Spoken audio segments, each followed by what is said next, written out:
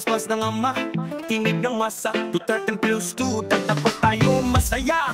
Sa halalan darating may panawagan si Tatay PDP, laban ng sinusuportahan walang sablay. Gagdag pa si Honasan, si Kerubin kasama mga sundalong tapat, di susuko sa gera. Si VP Sara may sariling tindig, Imee at Camille sa kanya'y piniling idikit. Di man lahat sa ayon, iba'y nagtutuda, pero pag may basbas ni Tatay mas malinaw ang ruta. May basbas ng ama, may puso dangal para kay VP Sara, laban ay legal. Tayo'y tumindig sa boto, magkaisa, Duterte plus 2 at mas marami pa.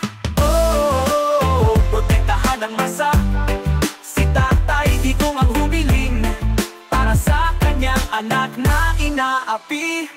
Tunay na ama, di lang ama ng tahanan, ama ng bayan, di kayang palitan, humihilig sa taong bayan, personal at tapat.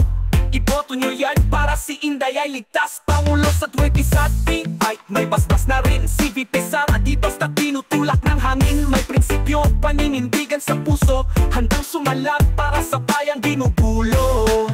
Hindi ito tungkol sa pangalan, ito'y laban para sa kinabukasan. Mga mapanapi sa gobyerno dapat nang harangin, boses ng masa sa balotan natin dadalhin. Basbas ni Tatay di mapapatayan para kay Inday, paralin ay labanan. Duterte plus 2, dagdag pa ng dagdag.